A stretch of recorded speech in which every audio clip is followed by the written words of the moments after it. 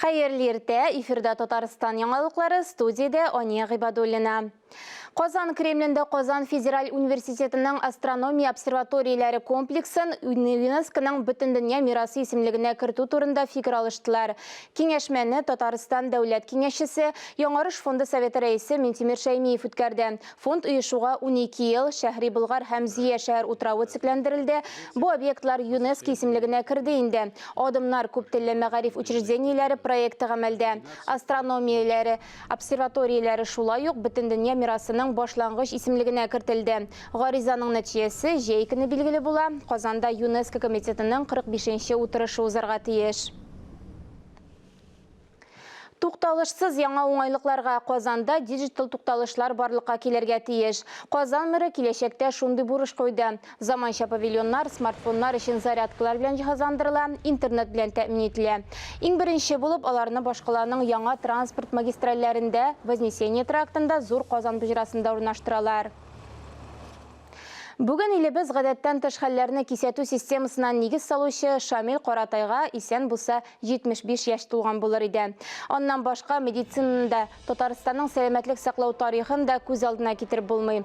Чернобыль атом электр станциясендәге авария, Әрмәнстанда җир тетрәү, башка җитди һәлакәтләр Шамил Каратайны илдә гадәттән тыш хәлләрдә тиз арада җавап бирү системасын булдыруга этәрде. 1991 елның июлендә республика ашыгыч медицина ярдәме үзәге ачыла. Ул 1994 елдан башлап һәлакәтләр медицинасы үзәге буларак билгеле. 90 еллар ахырында күренекле табибның, галимның һәм оештыручының хезмәте Россия гадәттән тыш хәлләр министрлыгының реабилитация системасы нигезен билгели. Республика башкаласының бер урамы аның исеме белән аталды. Билим алу өчен мөмкинлекләр арта. Казанның Иделбуй районында татар телендә билим бирүче 18-нче номерлы гимназияның янкырмасын сөйләр. Кылгали урамындагы яңа корпус 300 укучыга исәпләнгән. Ул уку йортында урын җитмәү проблемасын хәл итәргә тиеш. Хәзер гимназиядә 580-ннан артык бала укый, бина якынча 300 укучыга гына исәпләнгән.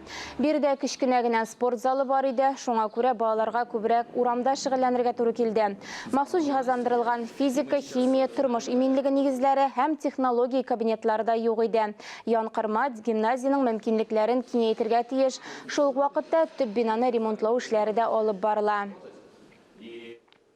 Пассажирлар иминлеген тикшерәләр. Атна ахырына кадәр Казанда куркынычсызлык кайышы рейдлары уза.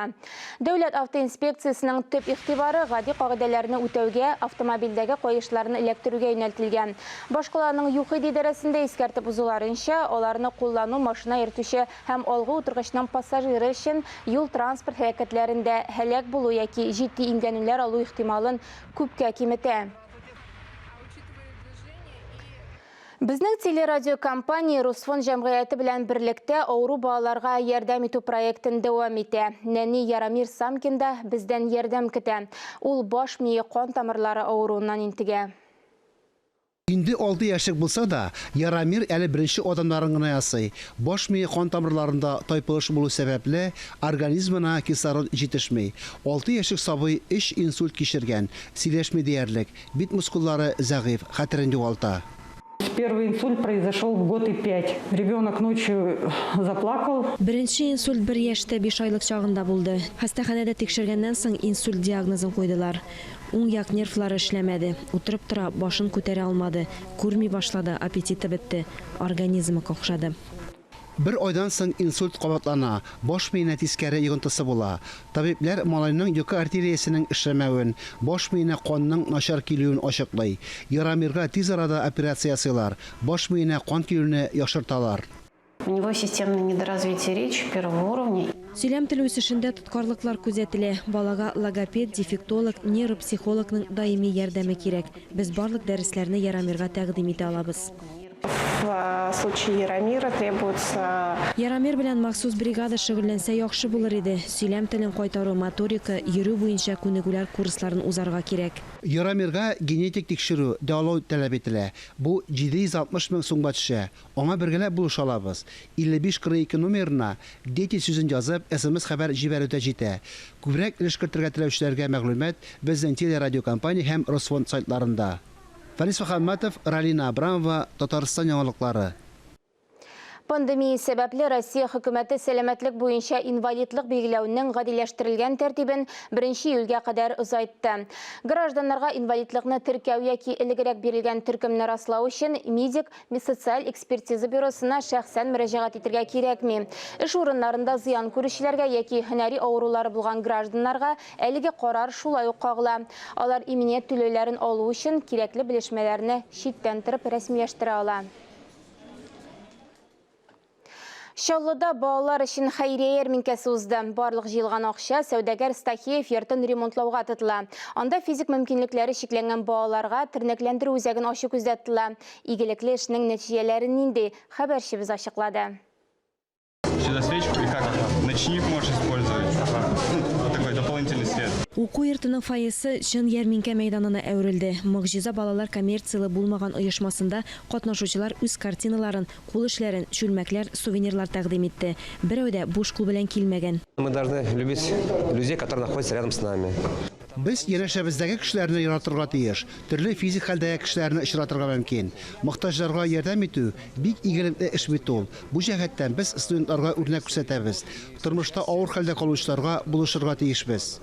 Барлык акча сәүдәгәр Стахеев исемендәге бинаны реконструкциялауга тотыла. Ул физик мөмкинлекләре чикләнгән һәм менталь тайпылышлы кешеләргә профильле остаханәләр белән тернәкләндерү үзәге була. Ярминкәдә сатып алынган әйберләр бинаны төзекләндерүгә өлеш. Для ремонта этого помещения необходимо более 10 миллионов. Әлеге бинаны ремонтлау өчен 10 миллион сумнан артык акча кирәк. Бу сумма бик зур. Бина 19 гасырда ук төзелгән. Төзекләндерүгә зур чыгымнар кирәк. Шуңа күрә без бүгенге көндә төрле акциялар, хәйрия концертлар уздырабыз. Мөгъҗиза балалар дәвалау педагогикасы үзәгенә 18 яшькә кадәр балалар йөри. Киләчәктә аларга йөрергә урын юк дип аңлатты Асия Кислова. Шуңа күрә өлкәннәр өчен шундый ук үзәк булдыру турында карар кабул ителде. Бинада ремонт эшләре башланды инде. Алия Галиуллина, Лилия Гатина, Айдар Мусин, Татарстан яңалыклары, Чаллы. Яңалыклар тапшыруның җомга чыгарылышын Идел буе Болгар дәүләтендә ислам дине кабул ителүнең 1100 еллыгына багышланган махсус сәхифә белән дәвам иттерәбез. Сүзне хезмәттәшем Мөршидә Җиһанга бирәм. Әссәләму алейкум ва рахматуллахи ва баракатуху. Татарстан президенты хузурындагы татар телен саклау һәм үстерү мәсьәләләре комиссиясе Татарстан мөфтияте белән берлектә изге әманәт бәйгесе уздырды. Әлеге бәйгедә гаилә кыйммәтләрен ныгыту буенча иң яхшы татар теле проектларны тормышка ашыручы мәчет номинациясе буенча гаилә мәчете грант тотты. Шул мөмкинлекне кулланып 2022 елдан гаилә мәчетендә ышаныч телефоны бөтен Россия проекты тормышка ашырыла башлады. Юбилей кысаларында без ышаныч телефоны ашырга булдык. Алла Тәала бәрәкәтен бирсен, халкыбызга, гаиләләрне саклар өчен ярдәм итсен. Шул ук халкыбызга улы рәхмәтләребез, без бергә халык бирә торган хәйр садакаларга мәчет каршында мәдрәсә төзибез. Иншалла, я Раббам, Алла Тәаләдән сорыйбыз, шушы юбилей елында аны ашырга насыйп итсен һәм бу безнең шәһәребезгә бездән шундый зур бүләк мәдрәсә ачу булсын иде. Татарстан радиосы җомга көнге иртәнге нур тапшыруларына кайбер яңалыклар кертте. Тапшыруларның эчтәлеген тагын да баетып җибәрдек. Азан яңгыравы, дин әһелләренең чыгышлары, вәгазьләр, хәдисләр дин кардәшләребез күңеленә иман нурын иңдерә. Biz әлеге тапшыруларны яңа форматта эшли башладык һәм иң беренче чиратта күңел чисталыгы, гомум кешелек кыйммәтләре турында сөйләүгә багышланган тапшырулар циклы әзерлибез. Бүгенге көндә мәсәлән узган тапшыруыбызда без рәхимлек, мәрхәмәтлелек, бүгенге замандагы шундый кирәкле сыйфатларга багышлап әзерләдек бер тапшыруыбызны. Киләсе тапшыруыбызда инде тагын да күбрәк һәм кешегә кызыклырак булган темаларны күтәрергә җыенабыз. Совет чорында онытылып торган мәгърифәтче, дин галиме, педагог, җәмәгать һәм сәясәт эшлеклесе Галимҗан Барудинны татар халкының беренче милли лидеры дип тә атаучылар бар. Татарстан диния нәзарәте хәтта элегрәк Галимҗан Баруди елында игълан иткән иде. Революциядән соң да дин эшлеклесе булудан туктамаган Баруди 2 тапкыр Россия мөфти итеп сайлана. Мөселманнар арасында олы абруй казанган мәгърифәтчегә еллар узгач та ихтирам кимеми. Шушы көннәрдә Казанда дин галиме Галимҗан Барудинның 165 еллык юбилее уңайыннан республика күләм фәнни-гамәли конференция узды. Фәнни җыен татар дин галимнәренең Пәйгамбәрбез саллаллаһу алейхи ва саллям мирасын саклауга һәм өйрәнүгә керткән өлеше дип исемләнгән иде. Biz Onun kitaplarını okuyup üstek mesela Muhammediye Medrese için o 29 kitap yazdı. Yazıp kaldırdı. Hazırki vakitte de şekilde onu öğrenişçiler, bir küp galimler var. Mesela Bahreyn devletinde Abdurrahman Cumhur'a diyen zor galim, el-Ashar doktoru şu vakitte. Konferensiya barышында Галимҗан Барудинның «Әл-Китабу әл-әввәлу мин әл-әрбәгинәти әл-мүтәсәлсиллә», ягъни бер-бер артлы килүче 40 хәдисләрдән торган беренче китап исемле тәрҗемә ителгән басмасы тәкъдим ителде. Галимҗан хәзрәт Баруди дини чыганакларны бик яхшы белгән. Ул бөтен мөселман галимнәре тарафыннан кабул ителгән дини чыганаклардан хәдисләрне җыйган. Мәсәлән, Имам Бухари, Имам Муслим, аннары Имам Малик кебек шундый зур галимнәрнең китапларыннан хәдисләрне топлаган. Ул халык өчен бик кирәкле булган хәдисләрне җыйган. Милләттәшләребез күпләп яшәгән Сарьево торак комплексында мәчет төзелде. Дөрес, эчке эшләре әле тамамланмаган, әмма мәчетнең манарасына ай урнаштырылды. 1 aprelda indi Ramazan ayı olduğundan şu bir kanaldan indi açıp inşallah şunda мәчетне эшләтеп башларга. Бүгенге шушылар кәрендәш кабилә арасында гына түгел, холыклы вә гүзәл тәрбияле кешеләр белән бөтен милләт вә бөтен дөнья халкы мактаныр дип язган мәгърифәтче галим Риза Фәхретдин. Остазлар сүзенә игътибар итсәк иде дигән теләктә бүгенгә сау булашам, сау, сәламәт булыгыз.